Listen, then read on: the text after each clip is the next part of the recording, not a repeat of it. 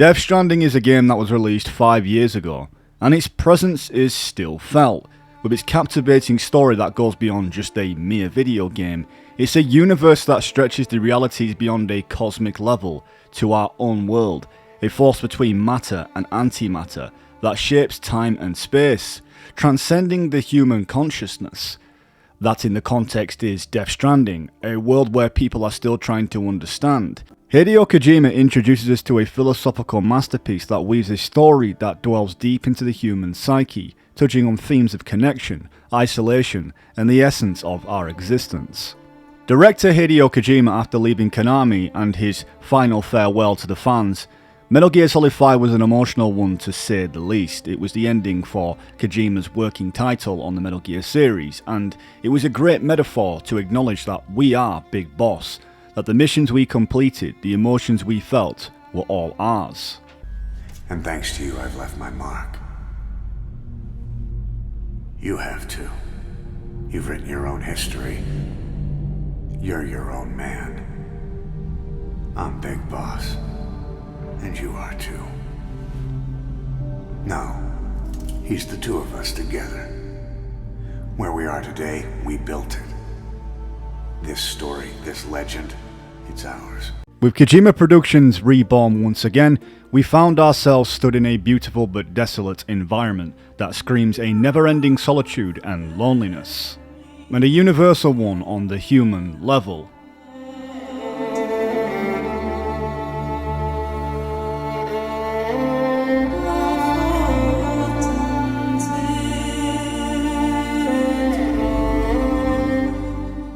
It was one environment that provokes the emotion to the viewer, a landscape serving as the backdrop for its message.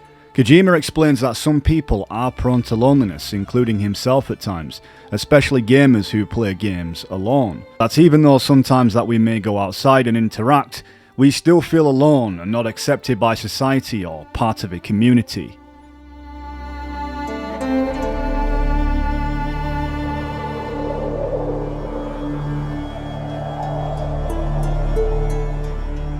で言うと同じように世界中にそういう人たちがいると思うんですよね。でゲームをやってる人は結構そういう人がいると思って、街中ではみんなとワイワイやってたり、するんですけど、やっぱり一人になって、リビングでゲームやってる人ってやっぱり何かしら社会と合わなかったりコミュニの中で合わなかったりする人がいると思うんで、ただその人がこのゲームをやった時に自分みたいな人が世界中にいる、自分は孤独だけど世界中に孤独な人がいっぱいいるっていうのを知ることですごいホッとするというか、安心すると思うんですよ。だからそこをゲームで。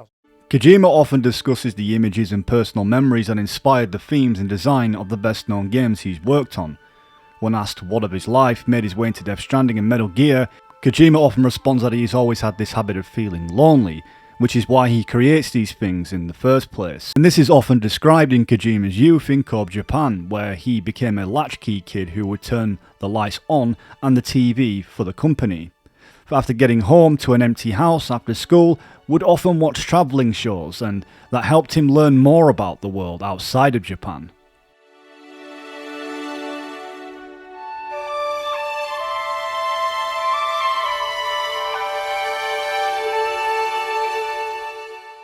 With Death Stranding being more than just a game, it's a reflection of its creator, HIDEO Kojima's journey through loss, discovery and the quest for meaning. After the tragic loss of his father, Kojima found solace in movies and books, escaping into worlds that offered him the knowledge and understanding he sought. This period of introspection and exploration fueled his desire to create his own stories, to take others to new realms of thought and imagination. Kojima once dreamed of being an astronaut, inspired by the infinite possibilities of the cosmos. He admired the bravery of those who risked everything to explore the unknown, and within this fascination with the universe and the human potential to transcend boundaries is evident in Death Stranding, a game that challenges players to connect, survive and find meaning in a fractured world, a world at times that can make one feel alienated or disconnected. Death Stranding challenges this notion that even when the world is upside down, there is still that human desire and drive to reconnect.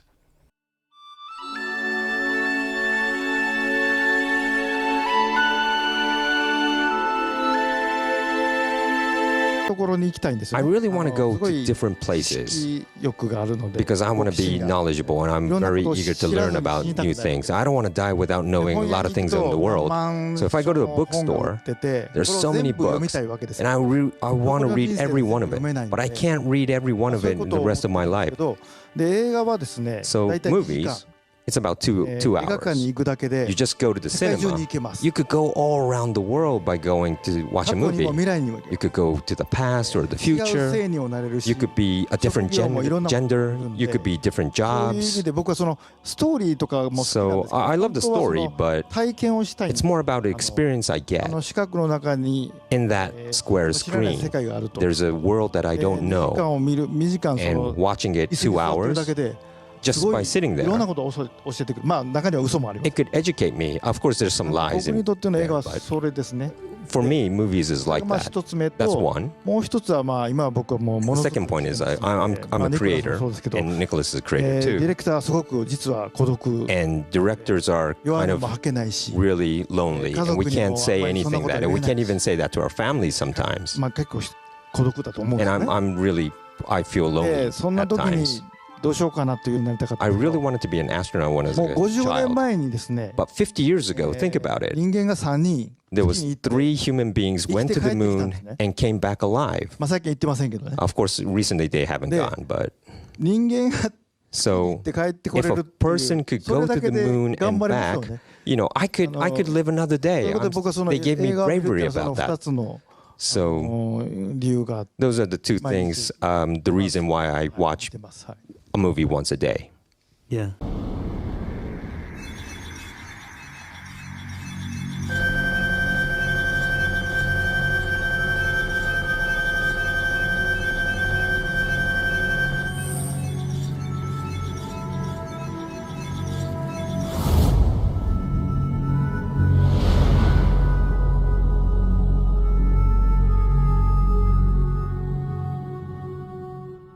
For this game, Kojima has departed from his usual anti-war and anti-nuclear themes to focus on the idea of reconnecting in the age of division, but its message still remains the same, that people are divided by these constraints that we've created, such as nuclear weapons, through conflicting ideologies instead of connecting on a human level, free from our destructive tendencies.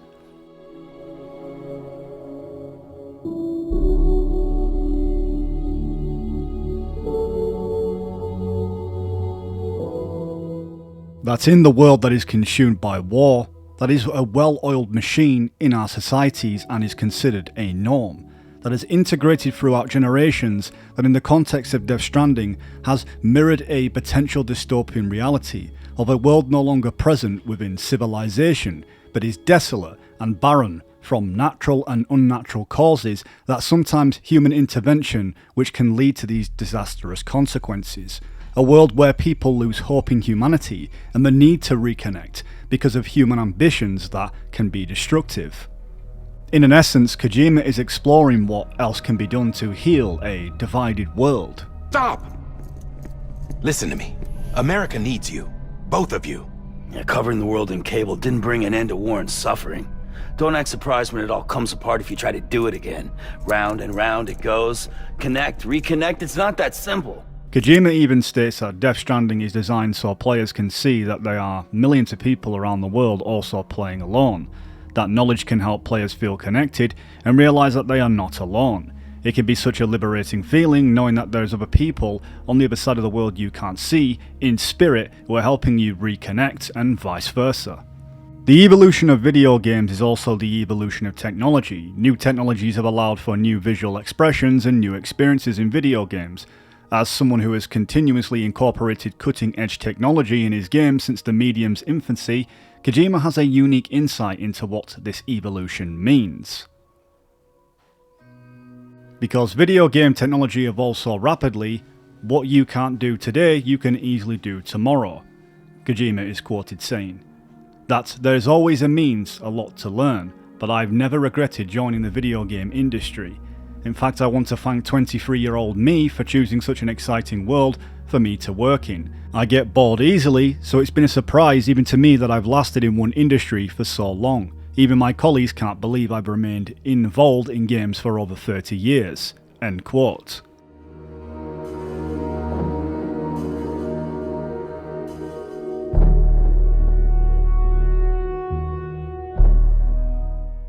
One aspect that Kojima has adopted from his favourite sci-fi novels and movies is the depiction of how technology might be used in the future. For example, Metal Gear Solid 2 Sons of Liberty predicts our current post-truth age, when fake news is propagated by social media and swallowed whole by people who are already inclined to believe such disinformation. When the most powerful voice of those who appeal to the people's emotions instead of their intelligence, the Patriot spells it out clearly, that the digital society furthers human flaws and selectively rewards development of convenient half-truths. Right. You seem to think that our plan is one of censorship. Are you telling me it's not? You're being silly. What we propose to do is not to control content, but to create context. Create context?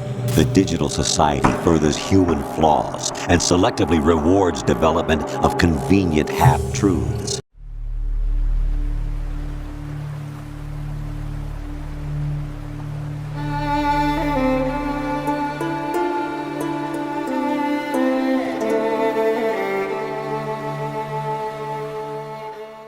Kojima is even quoted to say, "I used to think that technological development would help eradicate discrimination, war, and the wealth gap in the 21st century, that it would guide us into a future where we can live hand in hand with one another, no matter our race or nationality."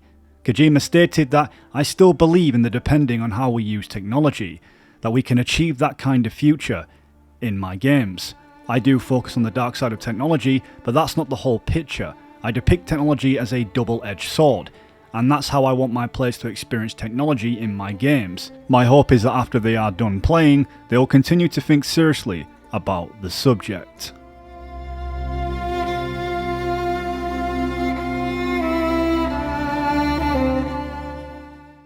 Even in Death Stranding, the idea of connections is not always portrayed in a positive light.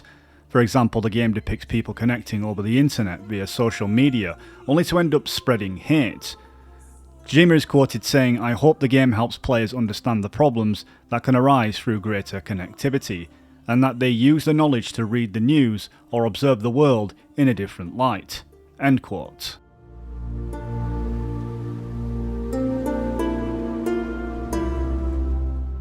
Kojima's solution to his vision of Death Stranding was not to only allow players to engage in a positive and enlightening way, but to be interacting with other players on the other side of the world or in another dimension, leaving likes and positive gestures for people to be encouraged to keep striving forward, even in dark times.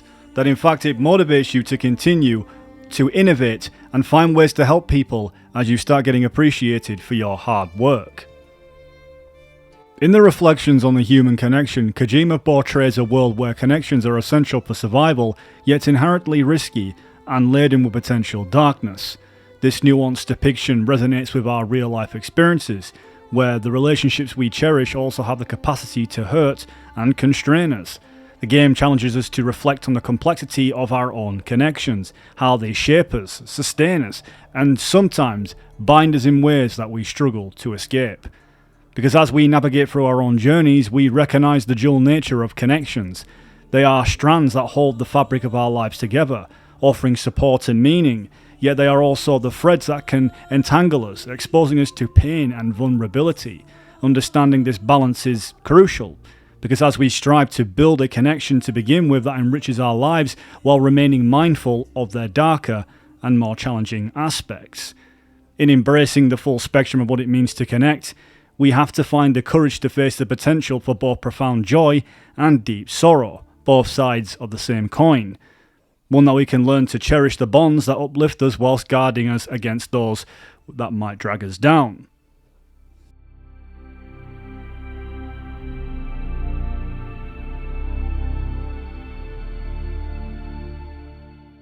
It's clear to see that Kojima's influence has impacted the world of media, even within Kojima Productions and beyond.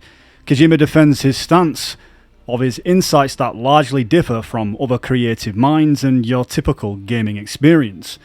To quote Kojima, "When I first presented the game to the team, there was some negative feedback." Kojima goes on to state that he not only wants people to have fun and to be excited, be touched or surprised, he also wants them to reuse their in-game experiences into the real world. That you have to come back to the real world at some point because you can't stay in the game forever. And Kojima further states, I want to create an experience in the game that people can use in the real world, like thinking about how we connect. It was the same time I tried to create the stealth genre back in the early 1990s, but when the team agreed to test and build the online aspects of the Death Stranding and began interacting with it, Kojima says they started to understand what the game was really about. And from that point on, the development process went really fast. End quote.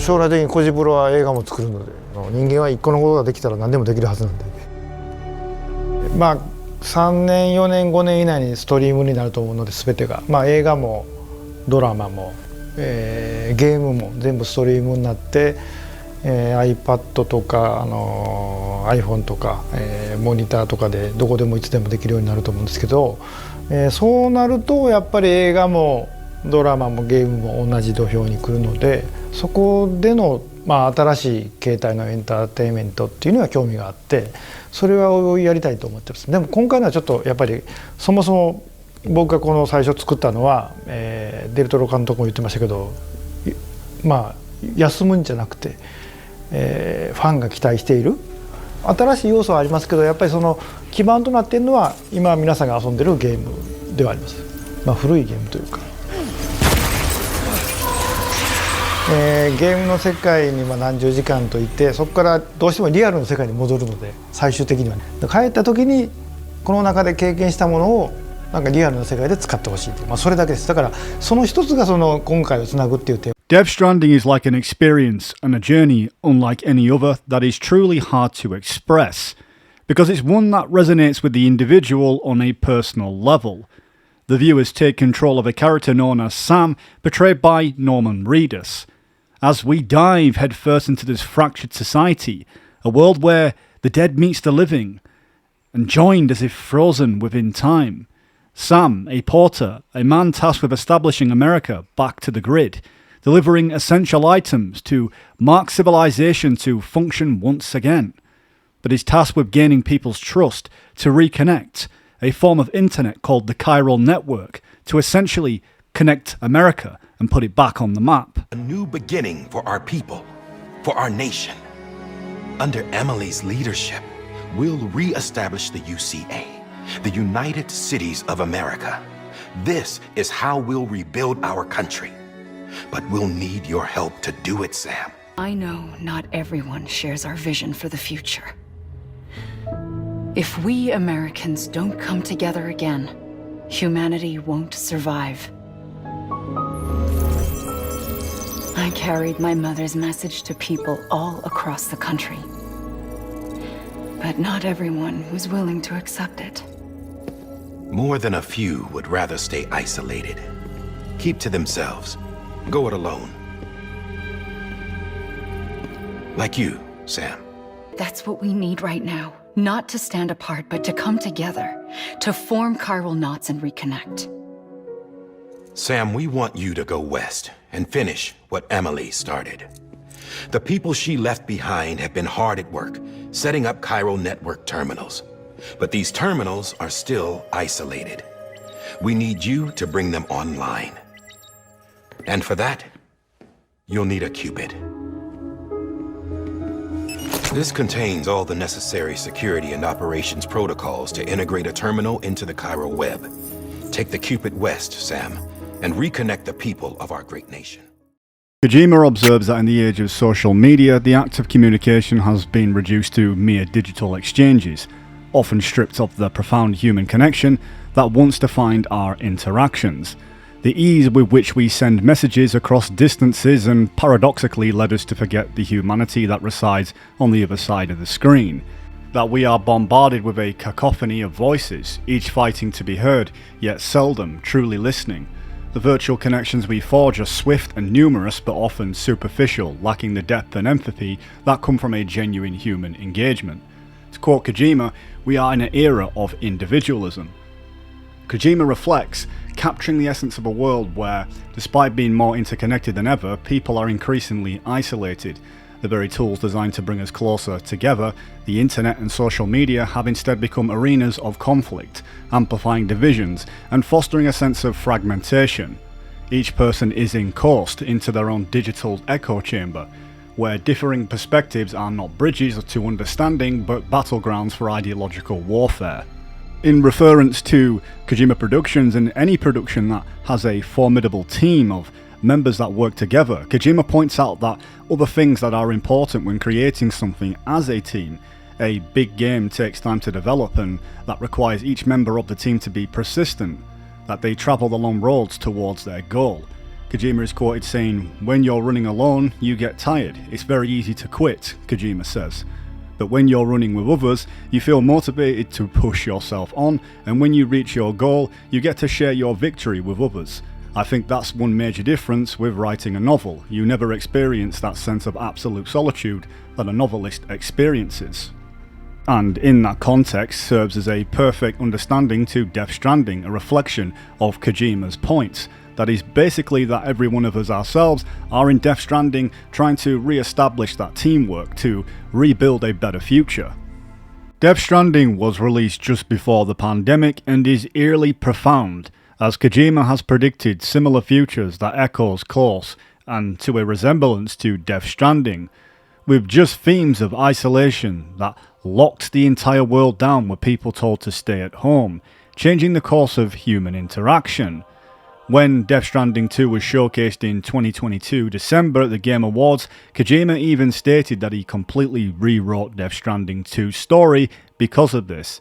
As Kojima details that his original intention of rebuilding the world, the central plot of the first Death Stranding game had evolved when seeing the isolation and division brought by the pandemic.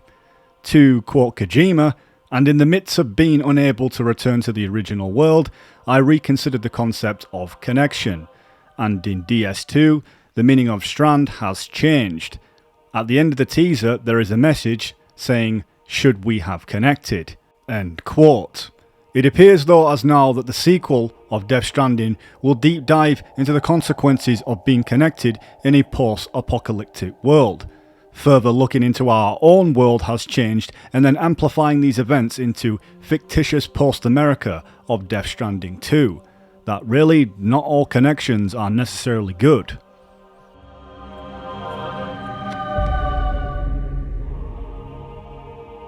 How has the pandemic and what we've been through, how has that impacted your storytelling and the theme of this game?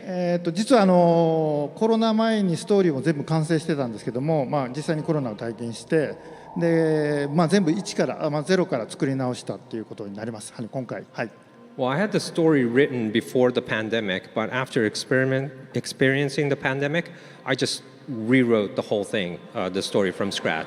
もう未来を予測したくないので、そうならないように作り直しました。I also didn't want to predict any more future, so I rewrote it.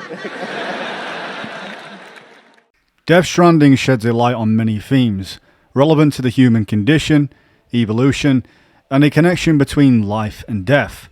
But in such important topics, novelist Kobo Abe's quotes comes to question, because it highlights the significance of his message weaved in Death Stranding, alongside the protagonist, whose dialogue is alluding to the creation of time as we know it, known as the Big Bang. Both the Big Bang and the Death Stranding both describe pivotal events that transform reality. The Big Bang expands a singularity into the universe, creating space, time and matter. Similarly to Death Stranding, which collapses the boundaries between the living world and the beach, leading to a new reality where life, death and connection are fundamentally altered. Both concepts explore the themes of creation, transformation, especially within the world of Death Stranding. It is almost like the Death Stranding itself is once again the Earth being reborn, the new Big Bang that establishes Earth to be something different from its former self. Because time and space in the context of Death Stranding has massively changed from its former self, including the physics of that world. To summarise, the Death Stranding is a series of supernatural events in the world, beginning with simultaneous explosions around the world. The Death Stranding is resulting of the world being connected between the dead and the living, becoming connected, with drastic consequences for human society and several deaths of this event, and the ecosystem itself being completely changed. where antimatter and matter meet, causing such void-outs and explosions.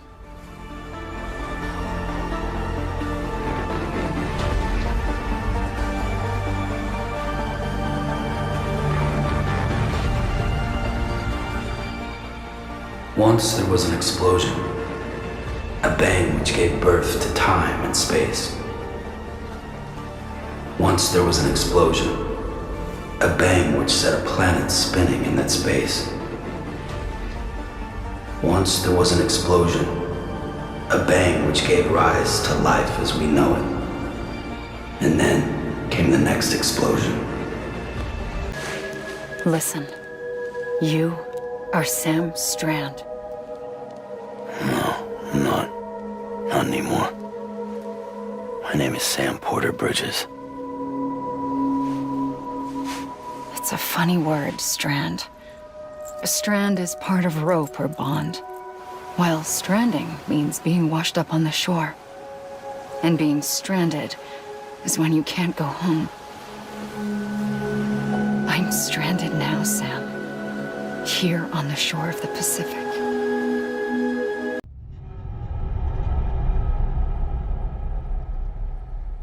HIDEO Kojima draws deep philosophical inspiration from the works of Kobe Abe, particularly in the metaphor of rope and the stick from the novel Nawatobo, The Rope and the Stick. It's this metaphor that is central to understanding the thematic philosophical underpinnings of Death Stranding.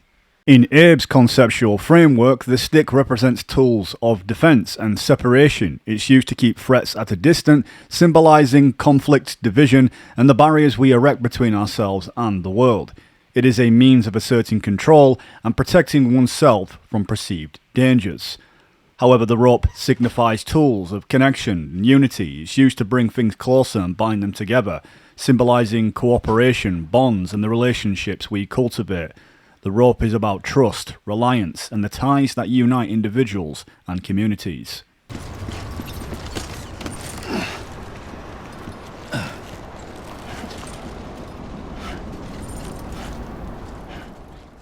HIDEO Kojima's interpretation of Abe's metaphor in Death Stranding is a profound exploration of the fundamental human condition. Through the narrative and gameplay, Kojima invites players to engage with the philosophical dilemma of choosing between the stick on the path of conflict and the rope's path of connection, which in reality you are tied between the two. The stick and rope is an essential that humans have evolved alongside these tools. Today we are defined by them, not to mention that we are surrounded by them. But the interesting thought is that the rope and the stick have always been there with us since we've been on this planet, and how their very function made them indispensable throughout time is something fascinating to ponder upon. These tools were there when we were hunter-gatherers during the advent of agricultural revolution. These tools played a huge role in getting things done, and as we progressed into the industrial revolution, these tools morphed and became more complex, doing things a human could simply not. These rudimentary objects now have further spawned and taken shape of the marvels that we see around us. Everything has taken form through these objects. The story of their inception is a story of our shared history with these objects.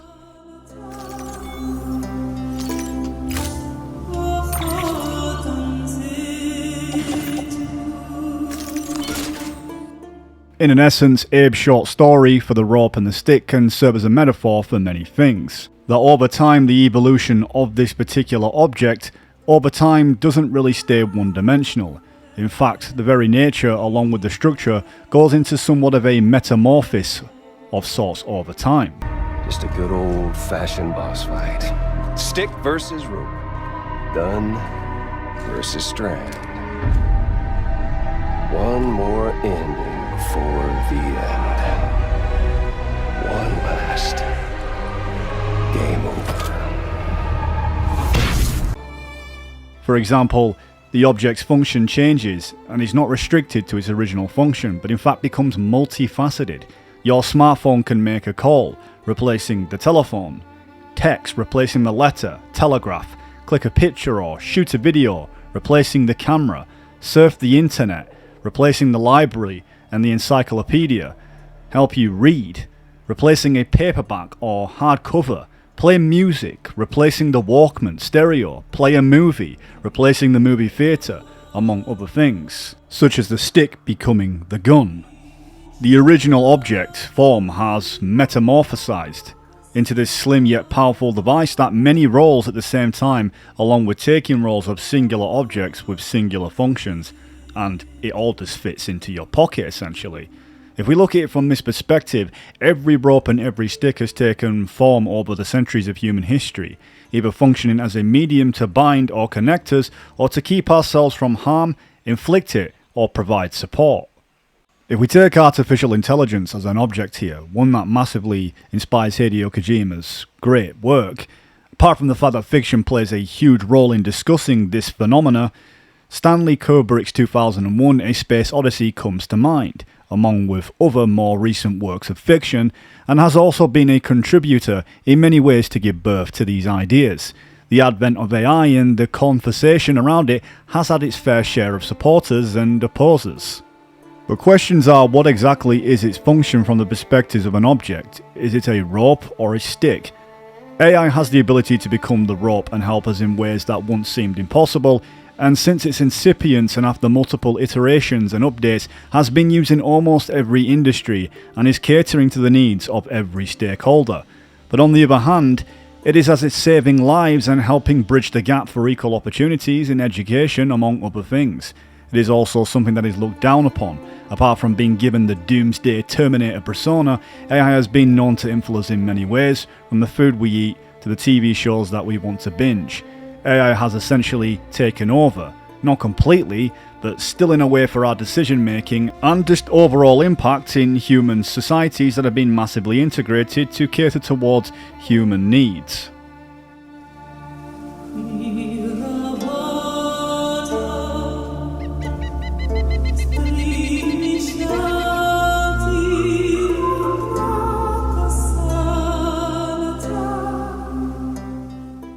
Of course, it remains to be seen if humans will be ready to fully integrate AI into the human way of life, and the impact it may have, if it's not kept under watchful eye.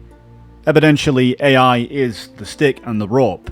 It's moulded into human functions, over human desires, that have evidentially been created over evolution of time throughout technological advancements that started with the rope and the stick.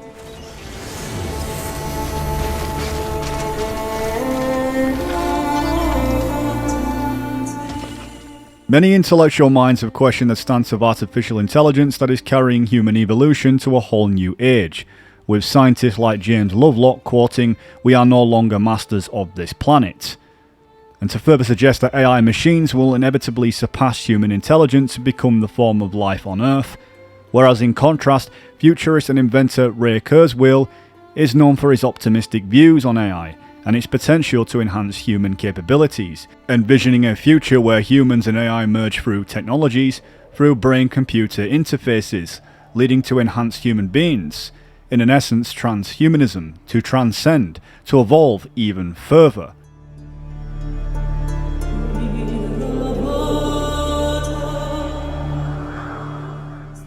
In the world of Death Stranding, not all is lost in terms of human and technical innovation that acts as a metaphorical bridge to the established human connection. Technology is a fundamental part of the world. Without it, the drastic change of the Death Stranding would have been overwhelming. Its message is quite clear, that the human innovative mind has adapted. It's navigated its way around the changes of the laws of physics and of the Death Stranding. The perfect example is through holographic communication, very similar to our forms of easily accessible points of contact, one that is taken for granted because in Death Stranding the world is littered with BTs. Anyone communicating centuries before would be certain extinction. Without technology, it would be very hard to navigate around the environment. There would be mass void outs everywhere.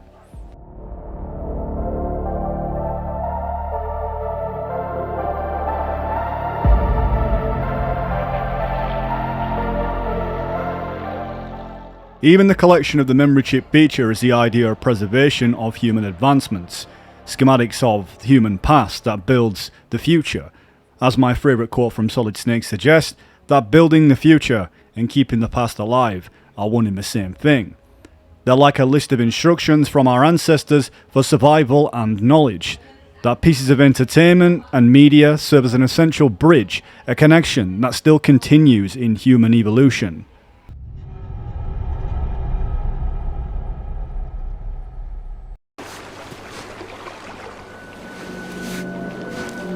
I had no idea until you told me. No idea that I was alive. Living is no different from being dead if you're all alone. Poor Mom. I don't want to go home.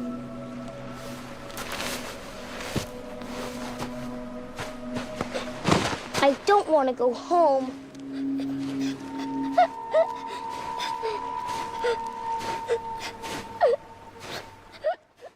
In our own world is the mirror reflection of Death Stranding, a world that will perhaps be our fate. Not on a literal sense, but the concept still stands ever so real. A potential for an apocalyptic world, dying birds falling from the sky, spare shelter in often hostile surroundings, a fractured society, and wastelands where modern civilization that once flourished. Space-time and gravity distorted, worlds have collapsed into each other. The spiritual realms of the world of the dead are now into the world of the living, known as beached things, BTs, ghosts from the other side, that have gotten stranded in our dimension and react violently whenever their core of antimatter comes in contact with the matter of living beings. The result of a destructive annihilation, called the Void Out. Chiralium contaminated rain, known as timefall, changes the flow of time and floods the world with black oceans and soil. A rainbow upside down. Humanity, the former apex's species on this planet, now on the verge of extinction. Remaining survivors are spread across the American continent, isolated and cut off from each other. A feeling of lingering loneliness and isolation persists. No one trusts anyone, and the only source of connections are porters who provide vital deliveries in a broken, disconnected world.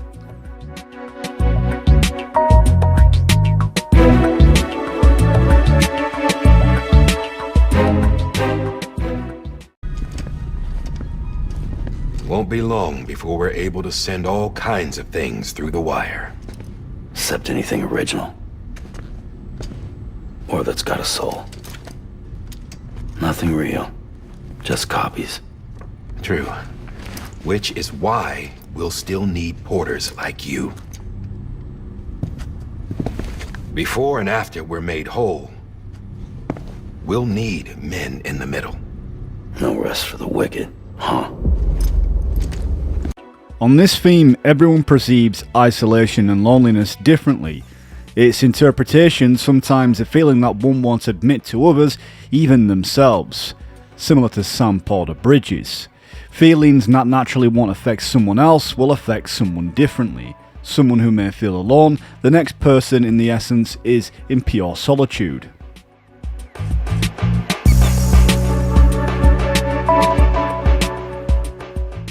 In Death Stranding, Sam Porter Bridges isn't just a delivery man in a ruined world, he's a living metaphor for our struggle to connect with each other in an age where true human interaction feels rare. His journey through this post-apocalyptic landscape is filled with the ghostly remnants of the past and obviously a fractured society. It's deeply personal on a emotionally complex situation. Sam suffers from asthmaphobia, a fear of touch, which makes his story even more poignant, more commonly known as havenophobia. The prefix haven is Greek for bond or connection. I see. Aphenphosphobia. No wonder you were out there alone, where no one could touch you. I'll try to be more careful, Sam. Glad you could make it, Sam. I'm sorry. I didn't mean to alarm you, but I am what I am.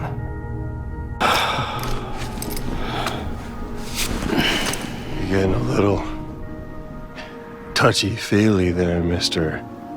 Aphenphosphobia.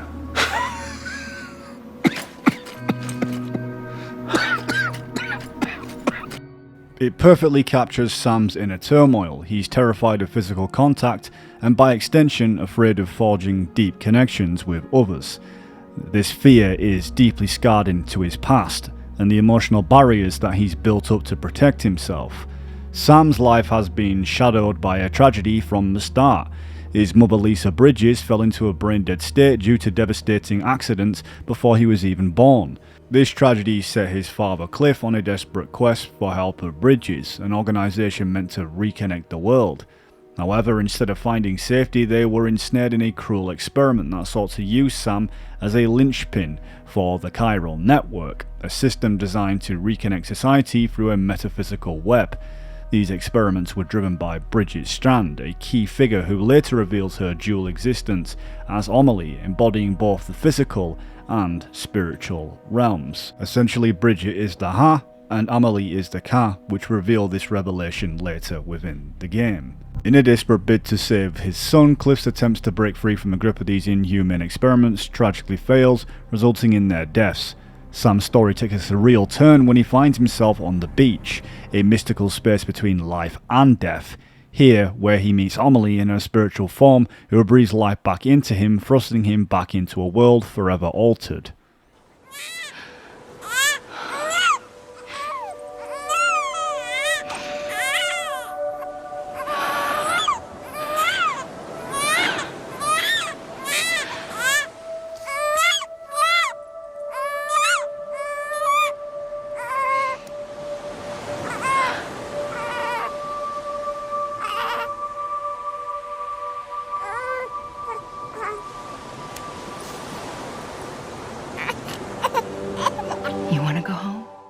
As a child, Sam often found himself isolated.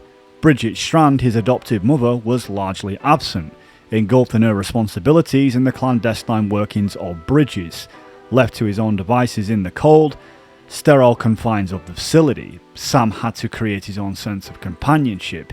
He became accustomed to his solitude, a state that shaped his early years and left a long-lasting imprint on his soul. Sam's suffering was compounded by the condition known as dooms, which has linked him to the other side, to the realm of the dead. This connection plagued him with the severe nightmares, frequently stranding him on the beach, a surreal and haunting place that exists between life and death. Without Amelie's guidance, these visits to the beach were terrifying and disorientating, yet paradoxically, the beach became a refuge for Sam. It was there in that strange, otherworldly landscape that he felt the warmth and compassion from Amelie, a stark contrast to the cold, unfeeling atmosphere of the Bridges facility. Amelie's presence on the beach provided a comfort that Sam found nowhere else in his life. In a gesture of deep connection and gratitude, Sam even gifted her a kaipu, a symbolic token representing the bonds he so desperately craved.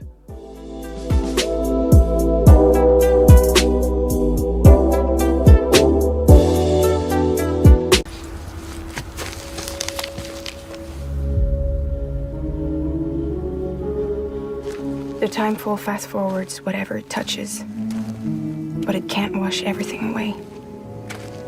The past just won't let go. I'll see you around. Sam Porter Bridges. As Sam grew older, he carried the scars of his lonely childhood into adulthood. However, he found solace and semblance of hope in Lucy, the woman who would become his wife. Lucy helped Sam confront his demons, offering him the love and understanding he had long been denied. Together they dreamt for a future with their child, whom they intended to name Louise.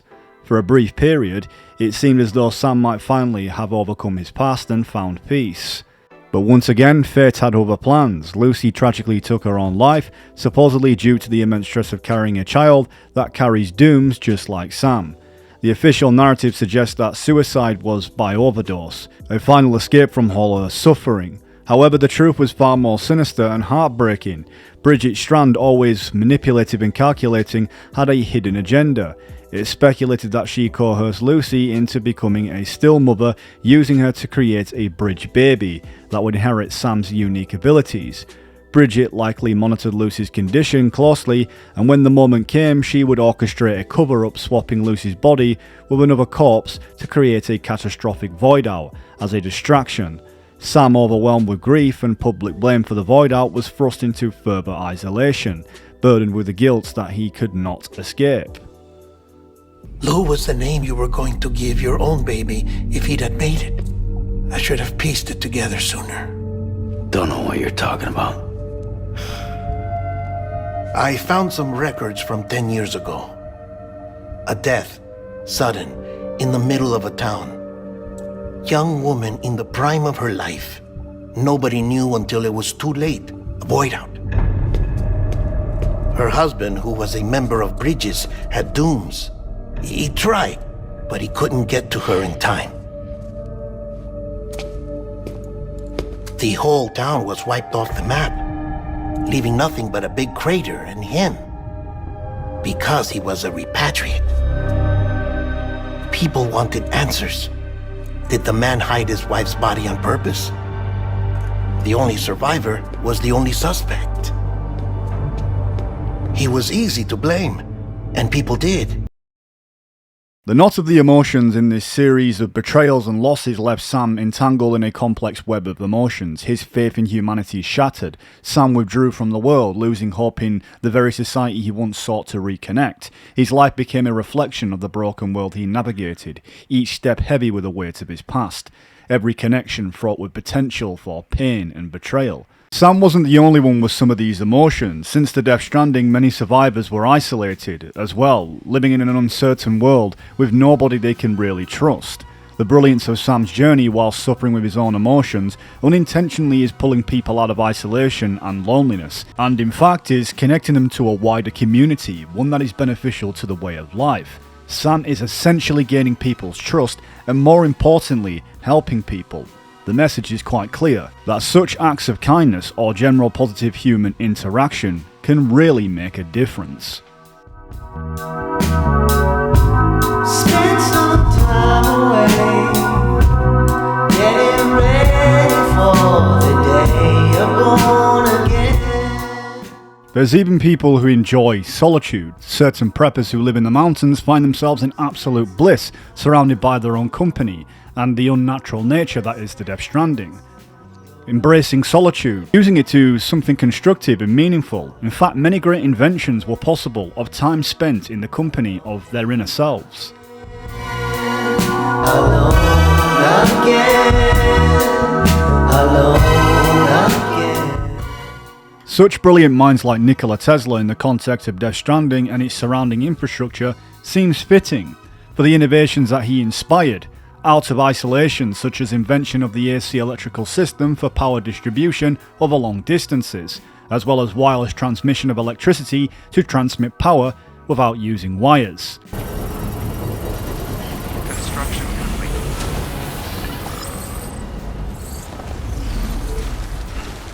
Tesla believed that the isolation was essential for deep thinking and creativity.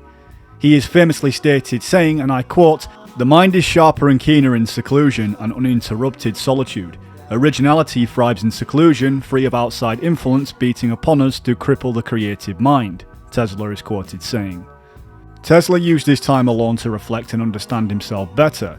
He believed that introspection and solitude were necessary for personal growth and understanding the universe's deeper truths. Nikola Tesla and Sam Porter Bridges share an uncanny parallel as both embody the struggle and triumph of connecting a fragmented world.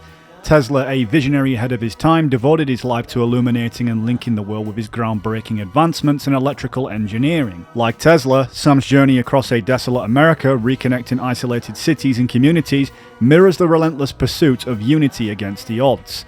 Tesla's solitary quest was often met with skepticism and misunderstanding, much like the isolation Sam endures in the solitary mission as a porter, but yet both figures found their calling in forging bonds, a purpose.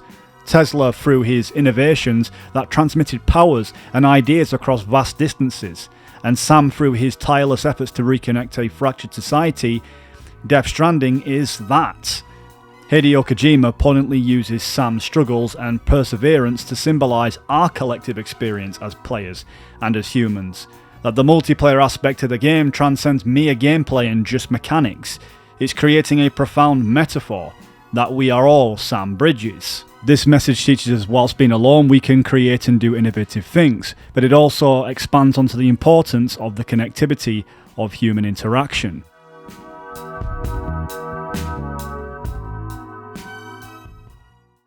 But even with this nagging sense of isolation, we can leave behind signs of life. When we encounter difficult terrain, we attach ropes to climb a ledge. We leave ladders to overcome an abyss. We build bridges to cross rivers or unreachable ground. We can set up signs with messages to warn about dangers, territory, or leave cheerful messages that things will get easier after a rocky road. We can build store boxes and leave useful items in facilities that other players can use, and they can do the same for us. The multiplayer dimension is not just a functional element, it's a philosophical statement about our interconnectedness. Players across the globe, though unseen and unheard, contribute to a shared universe, constructing pathways and offering aid to one another. Kojima's vision suggests that our true strength lies in connections, not just in emotional bonds, but the physical, tangible acts of building and supporting each other in joining hands, that we form strands that hold our world together, that we can strive forward together, even with restrictions. We can see this in plenty of HIDEO Kojima's great works. We hold our rifles in missing hands. We stand tall on missing legs. We stride forward on the bones of our fallen. Then, and only then, are we alive. This pain is ours, and no one else's. Although we never encounter each other in the game, the structures we built and the items we leave in the world of Death Stranding also appear in the games of other players, and can be seen and used by them. And when they use them, they can send their thank you via a like. That's all we gain from it. A simple gesture. No bonus, no reward, and one day maybe they do the same for us. It's the reciprocity, a principle that is a social rule that suggests people who feel obligated to return a favour or kindness that they have received. When someone does something nice for you, you're more likely to want to do something nice for them in return. This principle is widely used in marketing, relationships, and just various social interactions to encourage cooperative and mutually beneficial behaviour. In this subject is the understanding of human skills that make a society function, that benefits greatly from interaction. Particular people with specific trades and skills. Death Stranding is where players build and maintain, specifically roads and infrastructure, facilitating travel and the transport of vital supplies across vast landscapes, in this case, the broken fractured society of America in different states. Death Stranding does an excellent job in implementing this idea, one that we can forget. And so although we never see any other player within the game, we feel less lonely, and instead experience a sense of connection to strangers whose face we don't even know. In a world in which everything seems pointless and hostile, we find a reason to keep going. This is how humans find meaning in a meaningless existence. I am caught in your slow release. Seems like your traveler is eager to move me. My reflection will slowly fade. In the brilliance of Death Stranding, the characters transcend the role of mere NPCs. They are an integral to making human existence more pleasant and sustainable. Take the Timefall farm for instance. Unlike your typical game characters, the individuals at this farm possess unique knowledge and skills that significantly impact the game's world and its inhabitants. The Timefall, a mysterious phenomena that ages objects rapidly and people, it's not merely a destructive force. At the Timefall farm, it's ingeniously harnessed to grow crops and food much faster than traditional methods. The rest of America is waiting, Sam. Waiting for you to take the first step and connect them to the chiral network. I know you can reach them. Make us whole again. With the expansion of the chiral network, we see the importance of these established connections, bringing everyone online, essentially to communicate more effectively to make an infrastructure work. The weather station is just that, which plays a massive role, especially in the world of Death Stranding, along with chiral density data over a huge area, and in real time to provide and carefully track chiral density in regions where BTs are predisposed to appear. which allows bridges to predict when and where timefall is likely to occur, making sure porters like us can travel through areas a lot more safely. We can see the importance that can easily go overlooked, because a lot of characters in this game just get looked at as normal NPCs aside from the main characters that take centre stage. In Death Stranding, the reliance on each other's services is brilliantly showcased, reflecting the real world of interdependence. Just as we need a mechanic when our car breaks down, a doctor when we're ill, or a scientist to solve complex problems, the characters embody the critical roles that keep a society functioning. Engineers, farmers, and delivery personnel that all contribute to the collective well-being, emphasizing the importance of every job, even those often stigmatized as menial or undesirable. Heck, even if you're a pizza delivery guy, because I mean, who doesn't like pizza? There's so many toppings.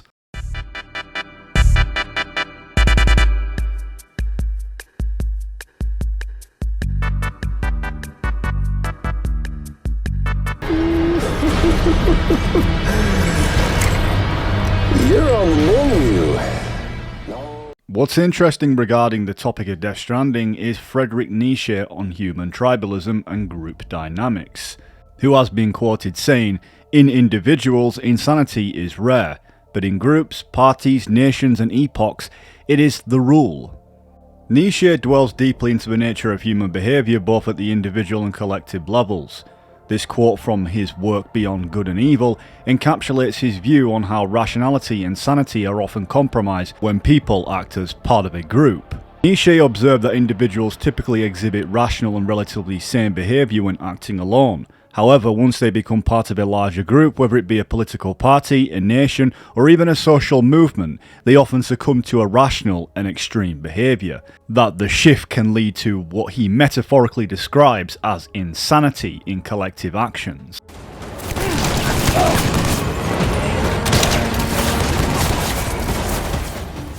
So in the opposition to the UCA is Homo Demens, which ironically means madman in Latin. It's a collective group that believes in a radical ideology, but in the overview of things seems to be very subjective. But it just implies that people's conflicting ideologies essentially will never make the world whole. One term that is clearly again used in HIDEO Kojima's message in several games. To make the world one again. The world used to be whole. But with the end of the Second World War, the philosophers began to fight amongst themselves, and the world was torn apart. All I want is for you and me and everyone in this world to be whole. Nietzsche proposed the concept of the Übermensch, Overman or Superman, an individual who transcends the conformist constraints of society and creates their own values. The Übermensch represents the antithesis of the group-driven insanity Nietzsche critiqued, embodying a person who is free from the irrationalities of collective thought and societal norms, which evidently is the UCA and Homo Demens. That within Nietzsche's insights remain relevant as we witness the effects of tribalism and polarized groups' dynamics in politics, religion and social movements. His warning about the dangers of a collective irrationality is evident on how easily misinformation can spread within groups, how ideological extremism can lead to conflict, and how societies can be swayed by populist movements. Homo Demens are branded terrorists and extremists by the opposition. Their obsession is with maintaining separatism and independence that borders on the line of psychopathy and questionable ethics. But in contrast, the UCA may be considered a lesser evil, but is still doing disgraceful things to achieve their goals. To understand this concept, we have to look at the foundation between these conflicting dogmas. That's what our keepers are saying, at least. They want the UCA to leave him be. Amelie's their insurance policy in case we don't. Who are these assholes again? Homo Demens. Militant separatist group. They run Edge Knot City. I've heard of them. Bunch of terrorists who go around towns killing people and leaving craters. Right. Nothing's off limits for them. not even engineering void outs.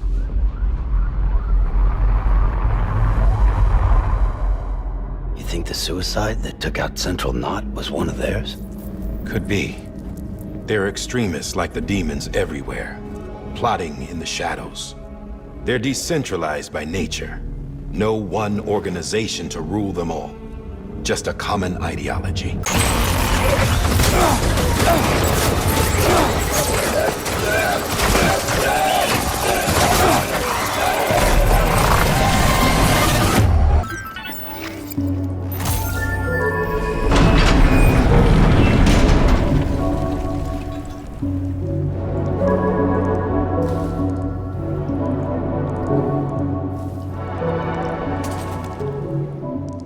In the hauntingly profound narrative of Death Stranding, especially within the director's cut, which reveals some very shocking information and some interesting revelations.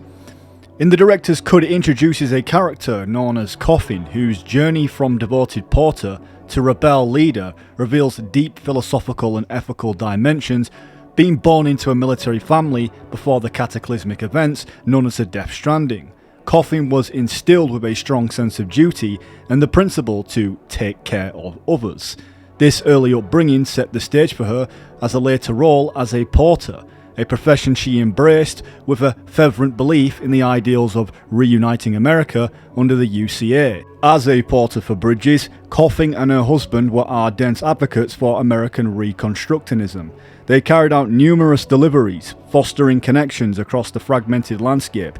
It was during this period that they welcomed their daughter, Fragile. Fragile. But not that fragile. A name that would be later become synonymous with the delivery company founded by her father. However, the blissful period of uniting and rebuilding was shattered when Coffin uncovered a disturbing truth about the UCA's operations. Coffin stumbled upon a horrifying secret, one that we ourselves do with inside the haunting factory. She had been unwittingly delivering living babies for unethical experiments conducted by the UCA. These experiments were aimed at developing and perfecting the BB, the bridge baby.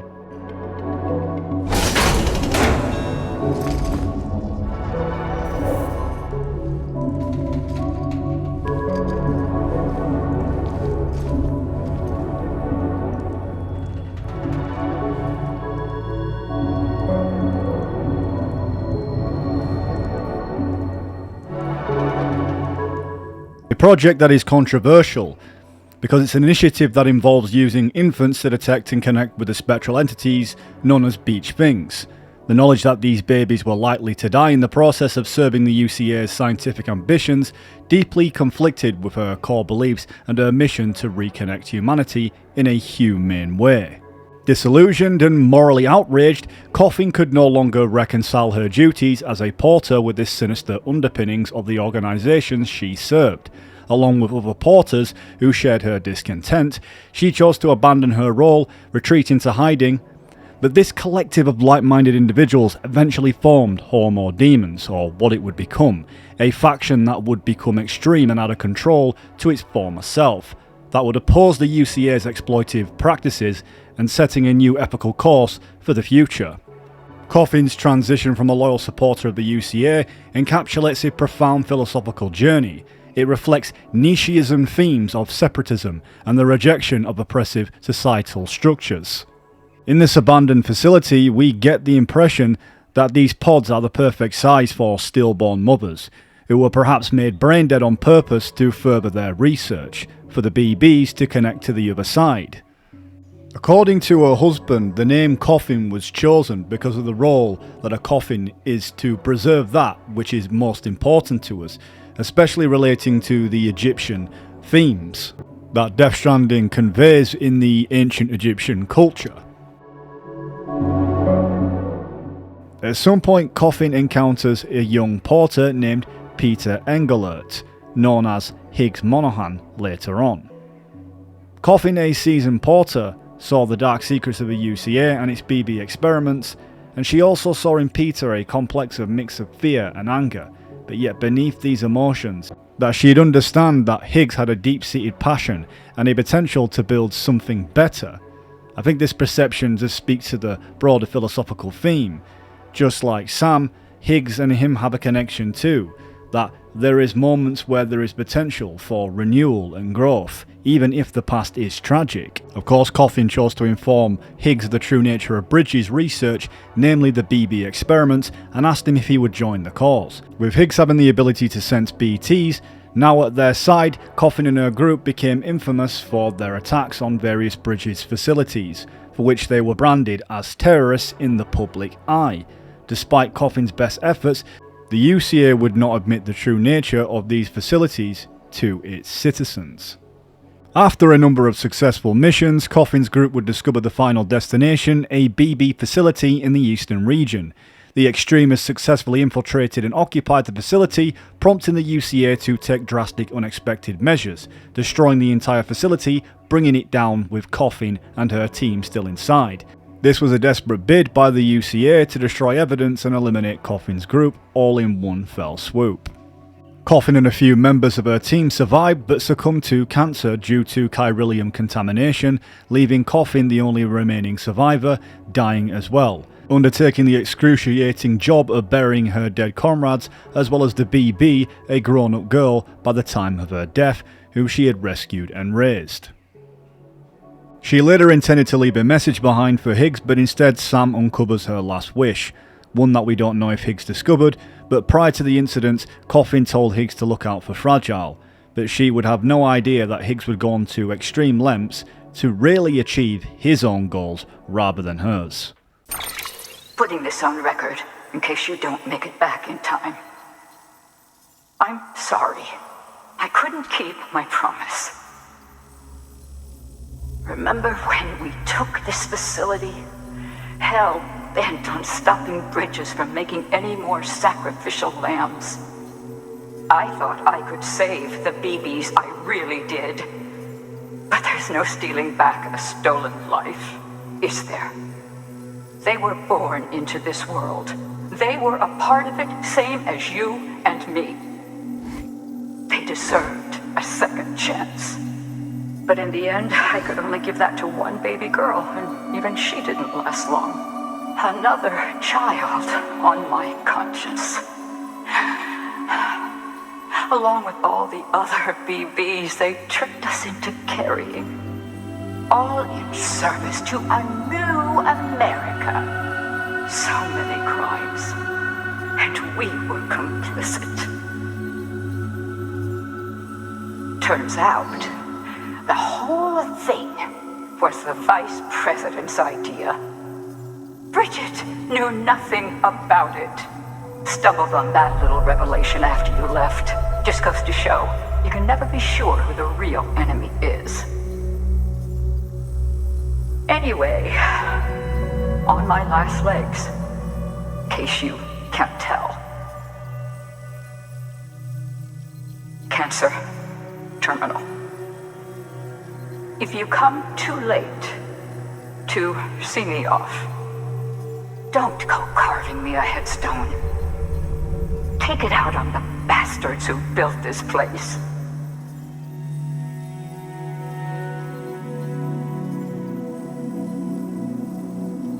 I need you to deliver a message to the best and most fragile part of me that I pray lives on.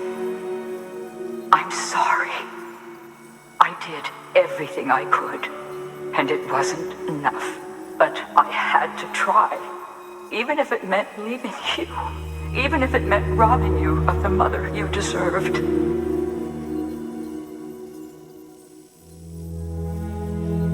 Don't suppose you're wearing the other Masaga now, are you? I think of you every day. If nothing else, I hope you believe that. I never stopped loving you. And I never will.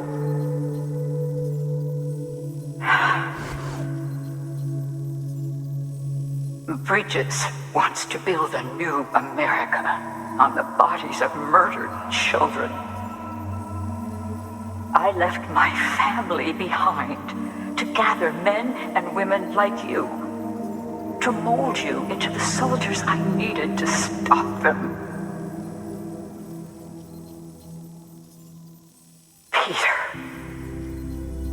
you and my girl can lead the way. You can make a better world together. Whilst Death Stranding's core theme may be connection, it's put together so well that it's really demonstrating the ambiguous nature of the human condition. We're divided on so many levels, and humanity is split into black and white thinking, a constant you versus me attitude, instead of accepting and embracing our differences. We force our worldviews onto others, resulting in hate, discrimination, and war. To reach our goals, we often use destructive tools against opponents, a stick, as Cobb would suggest. Yesterday's ally could be tomorrow's opposition, and so forth. The foibles of politics and a march of time can turn friends into enemies just as easily as the wind changes. Ridiculous, isn't it? Yesterday's ally becomes today's opposition. Every character in Death Stranding is widely connected. Sam's distrust is justified when we understand the deceitful nature of others. But Sam's love for Amelie shadows those emotions he feels. As he stated, he's not connecting America for the sake of bridges or the UCA, but he's doing it for Amelie. Chock full of chiralium, but safe for you Dooms guys to wear. That's all you'll need to go forth and reconnect the world. To make us whole again. I'm a porter. I don't care about connecting anything. Or making knots.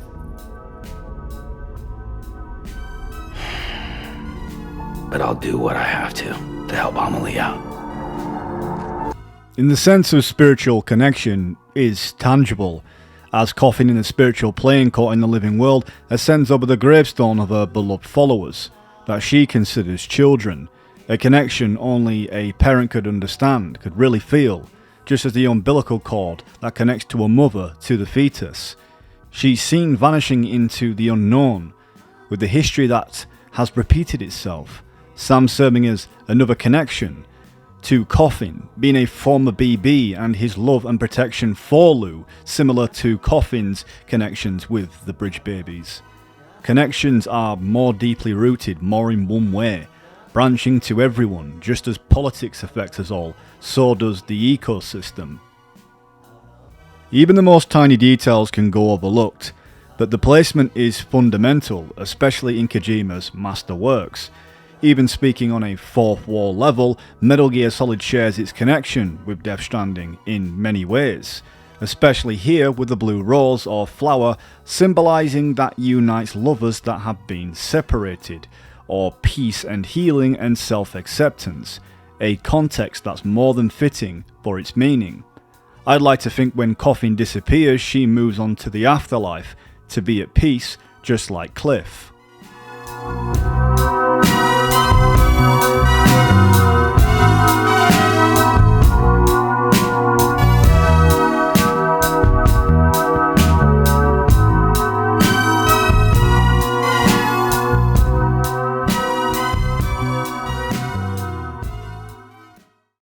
Clifford Unger is seen many times throughout Death Stranding, but his intentions was to always reconnect with Sam beyond the grave, his spirit tormented, not being able to move on without clarity.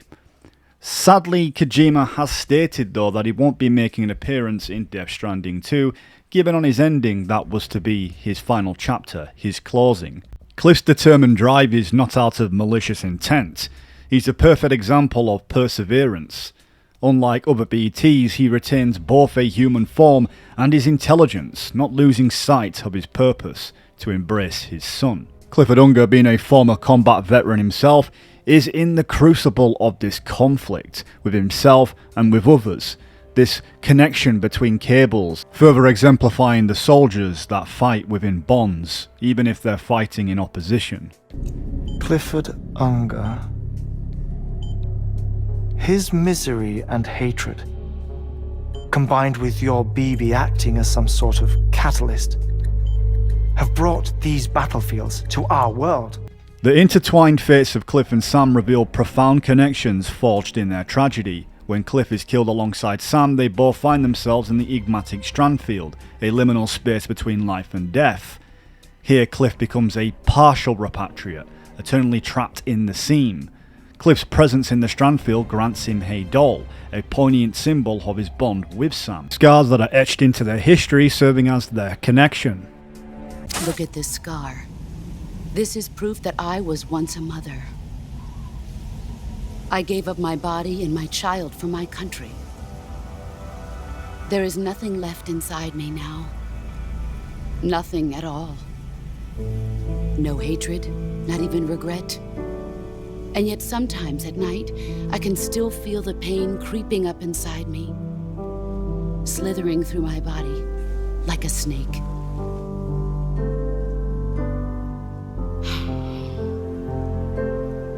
His desperate attempt to reconnect with the world, he creates a supercell, a powerful storm-like phenomena, a whirlwind of emotions. This supercell is a representation of Sam's shared connection even with his father amidst their tragic circumstances, one that connects him with his world, into his beach.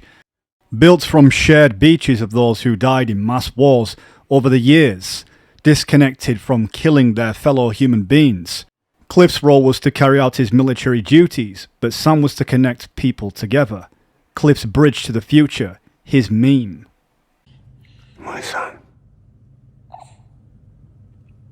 My bridge to the future. Without you, I was just like any other Cliff. A dead end.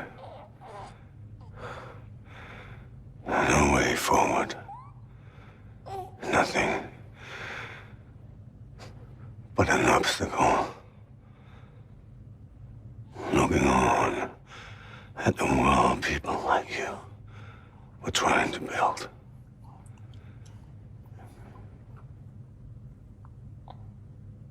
Dividing people was the only thing I was ever good at.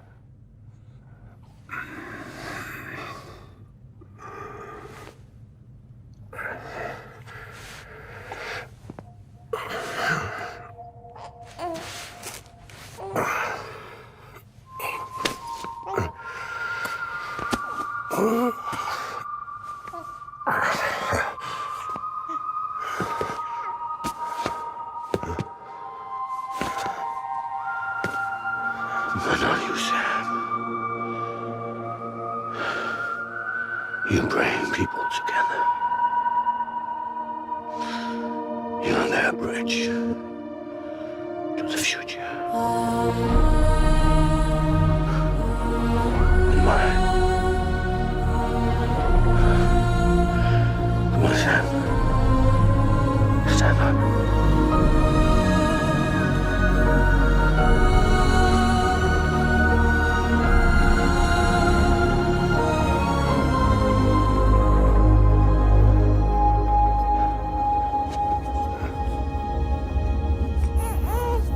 Is this me?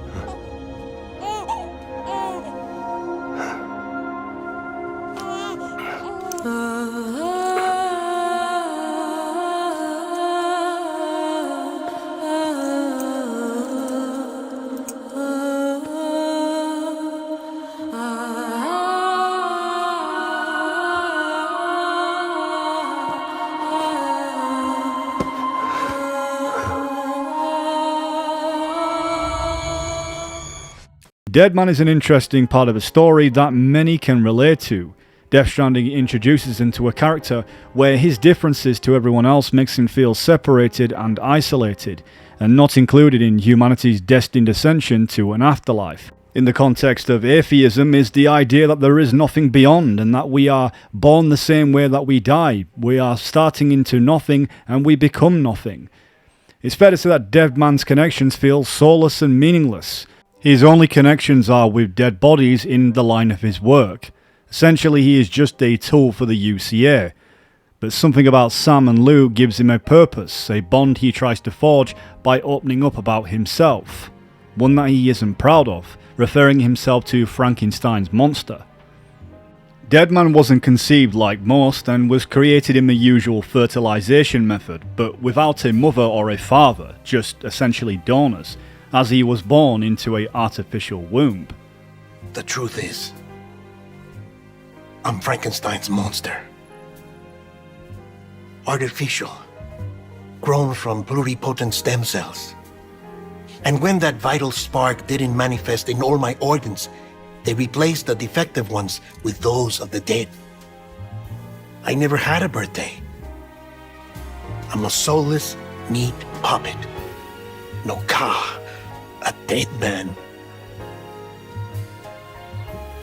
People born the traditional way have beaches. You have one. BB too. But I have no such connections. No mother. No afterlife. No beach. You see now why I'm so obsessed with it all? Why I joined bridges? The battlefield. Now that was an awful beach. But strangely, I didn't hate it, because I knew you were coming for me. I've never felt that before. Connected to someone, anyone. Deadman, built from pieces of dead people, is already symbolically connected, whilst not so much with the living, but the organs are a chance at living, an extension of someone who helps you live, even whilst they're gone. His life has a greater meaning within helping Sam, telling him truths behind what Bridges is keeping from him. He is essentially looking in Sam almost like a family he wish he could have. It's not easy being me. No wife, no children, no friends.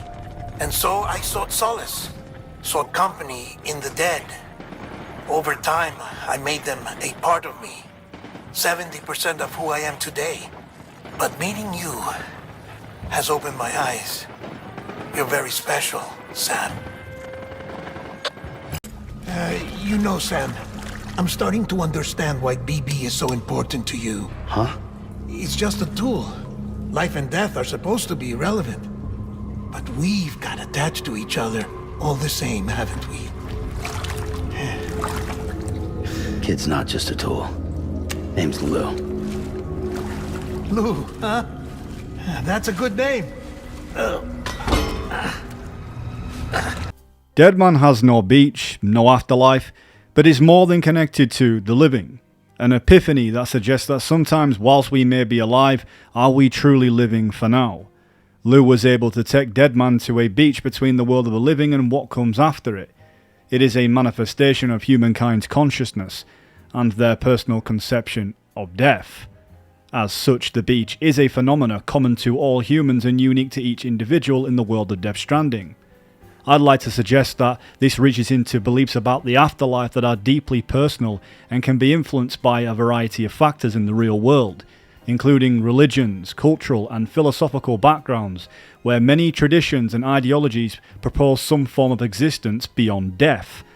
Those who do not believe in an afterlife typically base their views on a naturalistic, epitherical understanding of existence, or a philosophical perspective that focuses on the present life instead of what's outside it. That is, if there is no life after death, it's just part of the human condition that we all may have to face, just like Deadman. And what's heartwarming to notice is that Deadman remains only one of the people who truly had the best interest for Sam, revealing some major revelations of his past, uncovering the lies and deceit of Bridges. We're talking about a healthy bond, a connection with Lou and Sam, one based on truth and respect, with no hidden agendas, one that sadly exists and causes divide. Aside from this, his father, Amelie, considering Sam's phobia of connection, hope can be restored in humanity to embrace. Once again, we can see how Death Stranding forges its message in terms of Sam and Deadman. Oh, Sam. You have no idea how long I've been waiting to give you a hug. And there are laws about that kind of thing, now that we're a nation. I just couldn't bring myself to do it.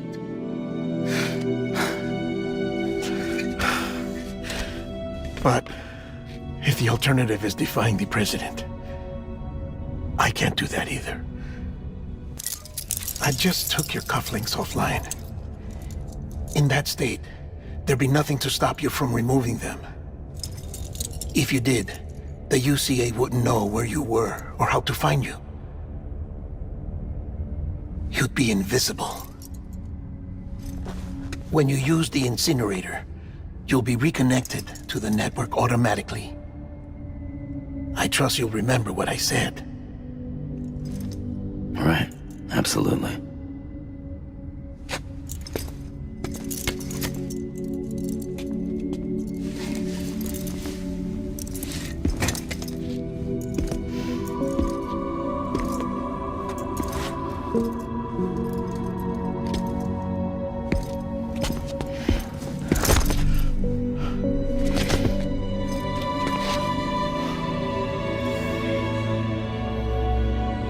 Thanks for everything.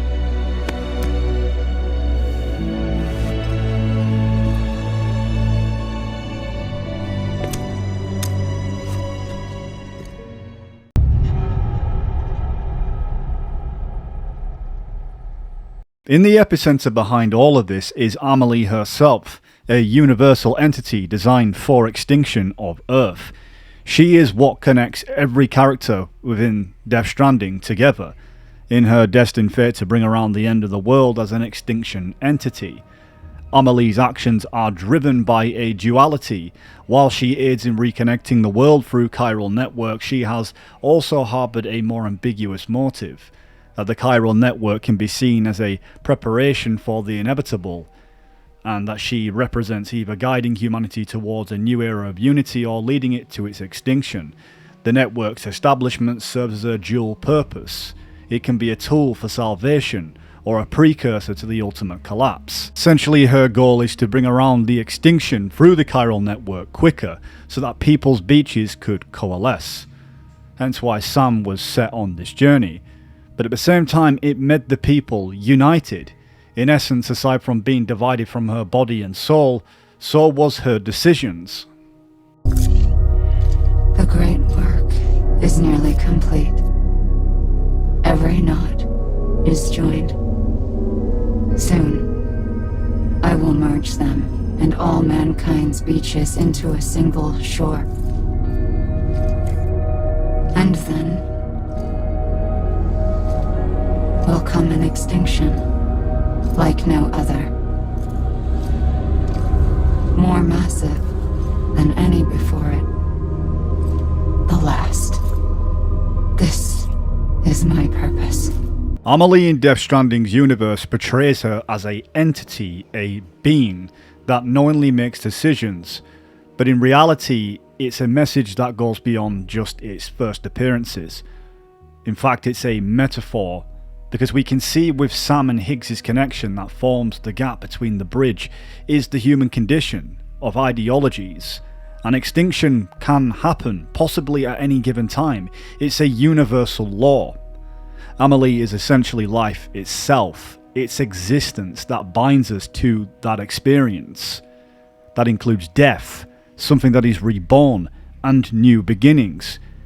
And between this, Sam's and Higgs' ideologies are fighting for the fate of the Earth, one that will decide its own end regardless. No thoughts, it has no feelings, it just is. That's the universe. But in the world of Death Stranding, we are aware that that's not the case. But it leaves the question open to, do we just leave what traces of life we have left, or do we push ourselves to an extinction and stop delaying the inevitable? There's no stopping the sixth extinction. No matter what you, me, or anybody else does, humanity has a few 100,000 years left, tops. Why don't we just cut to the chase? Accept our fate. Let the creatures before us. We all know what's coming. Why delay the inevitable? The human race will probably come to an end sometime, and new species may rule over this planet. Earth may not be forever, but we still have the responsibility to leave what traces of life we can. Building the future and keeping the past alive are one and the same thing.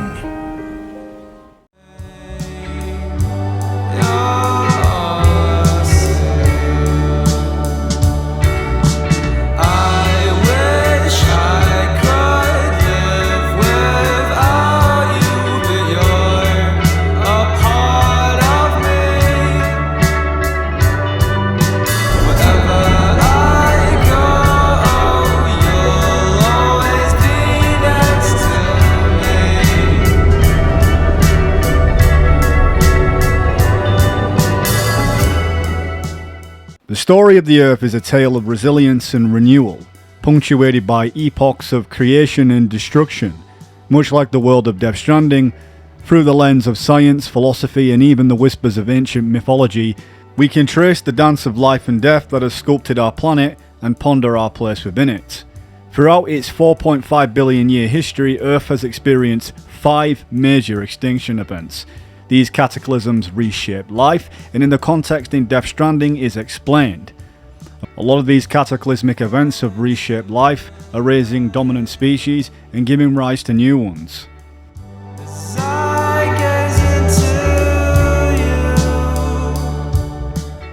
The Ordovician extinction that happened around 443 million years ago is considered the first in human history of extinctions.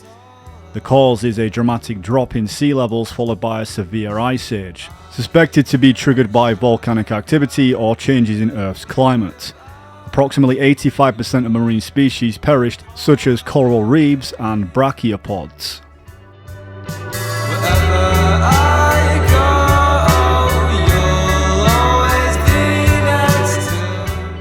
And secondly, we come to the late Devonian extinction, about 375 million years ago to be exact, and a cause which is a combination of global cooling and speculated to be from the volcanic activity and reduced oxygen levels in the ocean. The impact had about 75% of all species, including many fish and invertebrates, vanished from the seas. Now we come to the third extinction that was known as the Permian-Jurassic extinction, which happened about 252 million years ago. The cause was once again massive volcanic eruptions in what is now known as Siberia, leading to drastic climate changes and ocean acidification.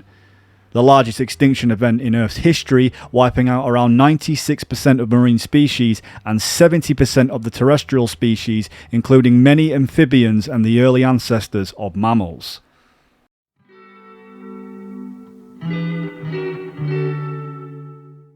Extinction number 4 is the Triassic-Jurassic extinction, which happened about 201 million years ago. The cause was climate change, volcanic activity, and the possibility of an asteroid impact, which around 80% of species were lost, paving the way for the rise of the dinosaurs. Now we come to the 5th extinction, which is known as the latest extinction thus far, and definitely not the last, known as the Cretaceous-Paleogene extinction, which happened over 66 million years ago. This was a cause of a massive asteroid impact near the Yucatan Peninsula in Mexico, combined with the volcanic activity and climate change. The impact left the end of the dinosaurs except for the avian descendants, along with 75% of all species on Earth. So why do extinctions happen? In the context of Death Stranding, we are told is that there is an extinction entity, a being, that brings around the extinction, one that has capable thought and decision making. Extinctions in our worlds occur due to the convoluence of catastrophic events and gradual environmental changes. The way of nature of resetting the evolutionary stage, allowing for new life forms to emerge and adapt to the ever-changing canvas of the Earth. The reasons range from volcanic eruptions and asteroid impacts to climate shifts and biological factors like the competition and disease. Even human intervention that can bring around the destruction of the Earth and the destruction of humanity. It's essentially the same within Death Stranding within its concept, only that extinctions that we know in our world happen through natural causes rather than being an extinction entity. Life on Earth has been rocked by many extinctions, great and small, including the Big Five. And if you examine the Earth's strata, its history, if you will, you'll find corallium deposits that can be dated to each. What if the manifestation of beaches and other associated phenomena correspond to extinction-level events. The records and research you helped us to recover strongly suggest that we are in the middle of the 6th extinction. 6th extinction? Come on. You know what this is, yes? A frozen mammoth from 10,000 years ago. Correct. And this? The Iceman from 5,300 years ago. All right. How's this? A dinosaur from 65.5 million years ago. Umbilical cord, not decomposed. Only mammals have umbilical cords. No. Only mammals have umbilical cords used for childbirth. This is something else. Call it a strand from the other side. I propose that mammalian umbilici are a sort of mimesis of the strand that then evolved over time. We shouldn't assume that everything about a death stranding is detrimental to life. Trilobites, ammonites, dinosaurs, the mammoth, the Iceman, all preserved as if frozen in time, all without exception, found with strands, which is to say that all may have been connected to the beach. And this, when viewed in the context of the extinction entity, EE theory, leads me to surmise that organisms with strands are in fact extinction entities.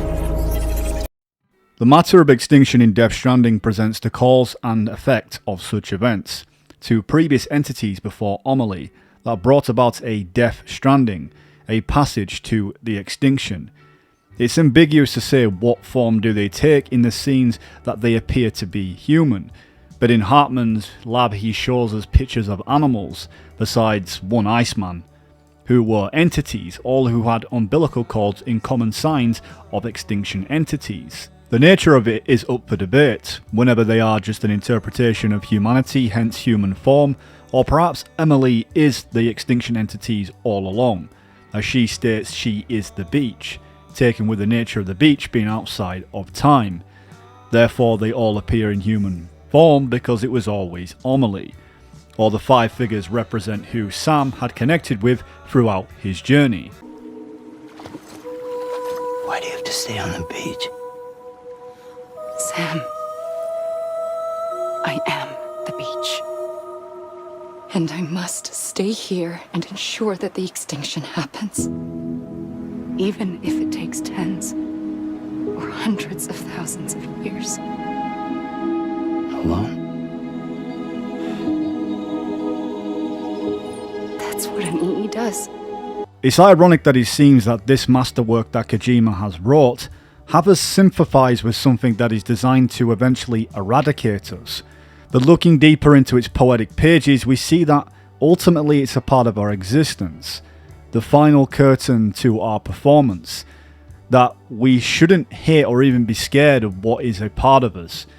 To describe extinction as a person allows us to view it as an emotion, one that carries a level of understanding and means of acceptance. That Sam has the world in his hands, just like Higgs, but do we decide to burn the world down, or do we make the most of it? Going deeper, we know it's a means to new beginnings, perhaps a chance at life, for a new species to experience this existence we're currently experiencing. Amelie being an extinction entity is a message of the human condition.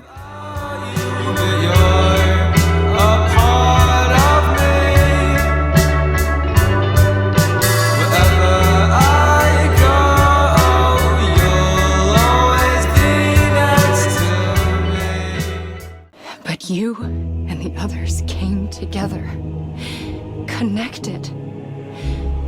And you may be living on borrowed time, but you still have hope. Before each of the big 5, life rebelled. They fought back, evolved in order to survive. The extinction isn't just an ending. It's an opportunity.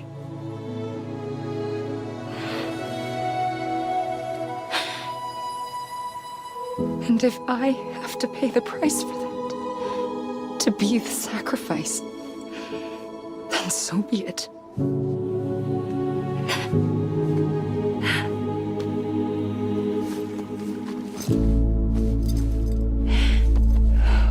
Even if we aren't together. Once, there was an explosion. A big bang that gave birth to time and space. Thing is, it was more like a big fluke. All that matter and antimatter should have canceled itself out, leaving nothing. But somehow a tiny speck of matter survived. Just enough. Enough to make this world and everything in it. A world that shouldn't be, a world out of balance. Order inevitably gives way to chaos. Everything that lives must inevitably die. It's like the universe is trying to return us to the nothing we came from. Maybe the Big Five were its best attempts to finish us off.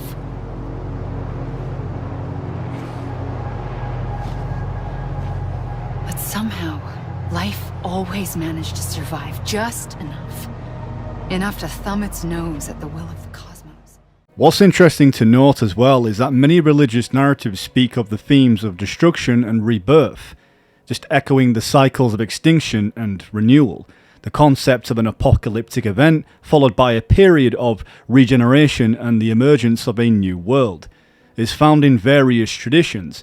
In Death Stranding, this is symbolised by the Death Stranding event itself. It's cataclysmic by nature, even dating back to the Sumerian and Babylonian mythology, in the epic tale of Gilgamesh, where the gods decided to flood the world to wipe out humanity due to their sins. Utnapishtim, who is warned by the god of Ea and builds an ark to save his family and the animals, echoing later flood myths.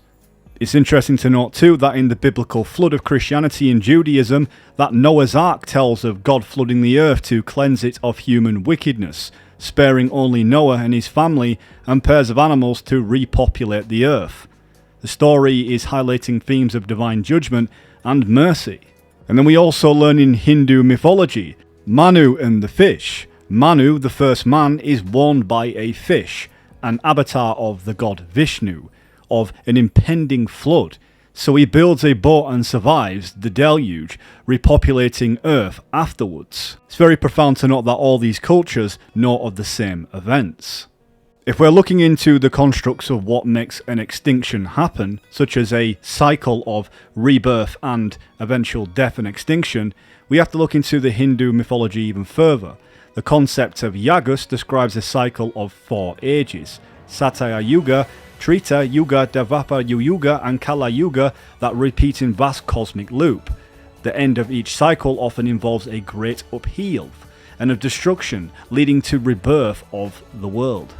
Taking us to Norse mythology, where Ragnar is the apocalyptic event where many gods including Odin and Thor perish in a final battle, and the world is engulfed in flames and water. But however, it is followed by the rebirth of the world, where surviving gods and humans repopulate the earth.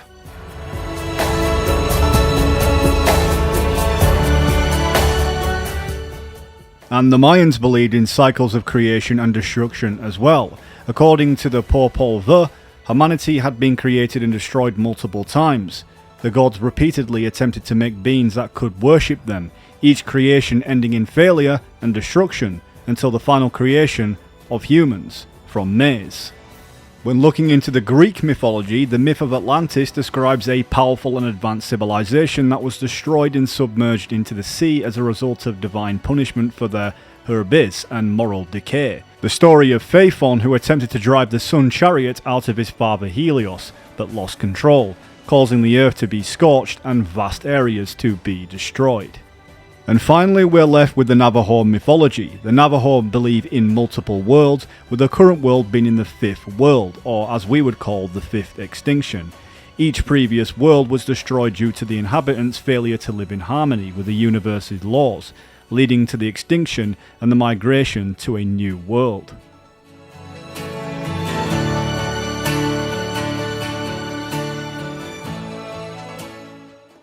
When we talk about nihilism, a term first popularized by Russian novelist Ivan Turgenev in his novel Fathers and Sons, we see how it encapsulates Higgs's personality, a worldview that is characterized by the belief that life is ultimately meaningless.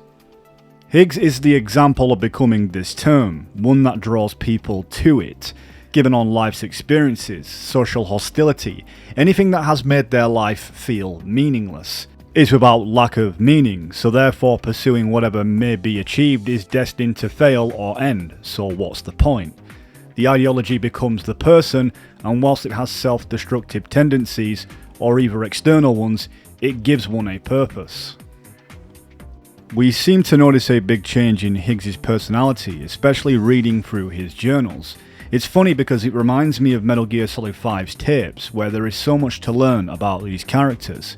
Higgs at one point was a porter who helped Fragile and established a unity together. He was sympathetic for others, and as he says, he was ultralistic, which is characterized by selflessness and concern for the well-being of others. But after a while those ideals changed when he met Amelie or understood the concept of extinction, the pointless pursuit of his work. Of course he was appointed by Amelie to bring about escalating the end of days, even giving Higgs a doll baby that was an instant connection to her beach.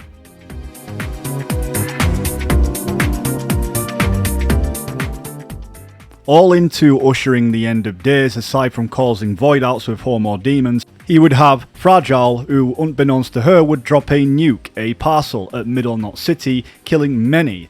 And of course, in his accepts of extreme nihilism, that death and destruction are all part of the parcel, the human condition. That his hatred for Sam only increases when he realises that Amelie is divided in her decision making, in hopes that Sam will change her mind in preventing extinction, one that differs from his ideology. More than a nation, a symbol of freedom and hope. We could bring it all back if we kept on making deliveries and connecting people. He was sure of it. I was a wreck after he died. That's when Higgs made his pitch. Together, we can run packages from sea to shining sea. Back then, he had a monopoly west of here. We both stood to gain a lot from a partnership. Business was pretty good at first. But then, a year ago, when those fanatics started stirring up trouble, fuckers hijacked our system. Somehow they got a hold of our security passes and used them to sneak into cities. And just like that, we're delivering guns and bombs instead of medicine, and I didn't even know. We were just cogs in a terrorist machine. Higgs was behind it all. And on top of that, he got his hands on an old-school nuke that I ended up carrying right into Middle Knot City. You telling me that? Yeah. It was me. On the other hand, Sam shows more traits of a mild form of misanthropic tendencies, given on his distrust of humanity, and the previous disasters beforehand, that people will just inevitably be unreliable in the end and go to war with each other. His rejection of Fragile and going back to solitude is that example. Misanthropy is derived from the Greek words of moios, hatred, and anthropos, human, meaning a general distrust, dislike of humanity. A great example is Timon of Athens, a legendary figure of Shakespeare's play who became a symbol of misanthropy after being betrayed by friends, so Timon withdrew from society and lived a life of solitude. It's Sam's reluctance to connect with others, even as he carries the burden of reconnecting the fragmented world, speaks to an ambivalence towards human society. But unlike Higgs, Sam's ideations are not destructive. In fact, it's just a general distrust against humanity and understanding the forms of what kind of oppression it can bring, hence preferring his solitude, realising that people will come up with all sorts of lies and fabricated truths just to suit their own agendas. Want to come work for me? Could use a man like you. The world's still broken. The same as before. What isn't? But we're still here. We're still chugging along. Not everyone. Not me. Come on. You put America back together, didn't you? doesn't mean there's a place for me. I've got no ties to anyone or anything. I might as well be dead. I felt like that when we first met in the cave. I still do. Don't act like you're the same person. You've learned how to touch, to feel. You've connected with people. With us. Everything I touch, I lose.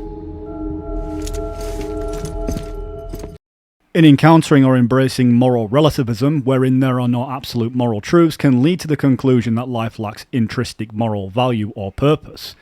That deep engagement with philosophical questions about existence, purpose, and the nature of reality can lead some individuals to nihilistic conclusions, especially when traditional answers seem unsatisfactory, or when you understand in the context of life itself it has no meaning, and therefore humans create the meaning to carry on. In the context of human survival is a necessity, but when the world is so fractured and broken, what is the meaning to continue when the inevitable is death anyway? In Death Stranding, Sam Porter Bridges and Higgs Monaghan can be seen as these embodiments of the philosophical ideals of Friedrich Nietzsche and Arthur Schopenhauer. That their characters reflect the philosophers' contrasting views on life, suffering, and the search of meaning. That Sam Porter Bridges is the embodiment of Friedrich Nietzsche's work, introduced into the concept of the individual who transcends conventional morality and creates their own values, overcoming the meaninglessness of existence that nihilism suggests. Because Nietzsche believed that in a world where God is dead, humans must find and create their own purpose. Because in Sam's despair and isolation in this post-apocalyptic world, Sam chooses to forge a path towards unity and purpose. He is the embodiment of resilience and will to the power that Nietzsche saw as an essential for overcoming the nihilistic void. It's ultimately Nietzsche's concept of eternal recurrence that suggests that life's events repeat infinitely. He challenges individuals to live in such a way that would willingly relive their lives in the exact same way for eternity, because this idea emphasizes embracing life's challenges and suffering with the recognition that they are intrinsic to the human experience. For example, Sam encounters hostile environments, dangerous creatures, and profound loneliness, but however he continually rises to the occasion, embracing the struggle and finding meaning in his mission to reconnect humanity.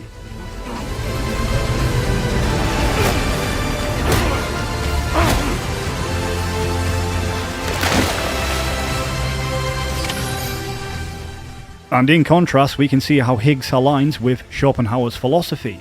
Arthur Schopenhauer is known for his pessimistic views of life. He argued that existence is fundamentally driven by a blind, irrational will to live, which leads to an endless suffering and strife. Schopenhauer saw life as a cycle of desire and dissatisfaction, where true peace could only be found by denying the will and ultimately embracing nothingness. Higgs is the full embodiment of Schopenhauer's pessimism and nihilism. He ultimately sees a world as irredeemably doomed, and believes that accelerating its destruction is the only logical conclusion. Schopenhauer posited that the world is shaped by the will, a driving, an unconscious force behind all existence, and that what we perceive is merely a representation of this underlying reality. He believed that true understanding comes from recognizing and ultimately negating this will. Higgs acts as Amelie's agent of a destructive force, underlying the game's world akin to Schopenhauer's will. He perceives the inevitable end, the last stranding, as the true nature of reality, and seeks to bring it about. By embracing and promoting the apocalyptic conclusion, Higgs does align with the idea, and of unveiling and submitting to the raw destructive will that Schopenhauer ultimately described. Guns and violence, the whole damn world could be yours. Same as it ever was. Oh. Looks like you decided to trade in that rope for a stick this go-round. Well, I suppose even a porter has to pull the trigger from time to time. Ultimately, in the end, Amelie, or extinction entity, itself represents extinction and life and rebirth. The questionable morality of bringing around the end is her assignment. In isolation, where she has spent thousands of years roaming on the beach alone. but we can question where morality in the universe is based on its laws that we all have to share. That everyone is in the importance of an existence, a question that still remains debatable and really unanswered. But in Death Stranding's message is ultimately the human condition, and everything that lives on this planet perceives their experience individually, but binds us in a connection we all share. Sam's journey is one that we all have experienced together, that we can find meaning in, just like the other characters. Sam has had connections with Lou, who just like himself had a second chance just to live, and to try find meaning in a world that feels hopeless. Death Stranding is more than just a walking simulator. It's a hidden message that you may not have known. I've been your host, The Voice Box, and I would appreciate it if you could like and support the channel. And thank you for watching, and remember, tomorrow is in your hands.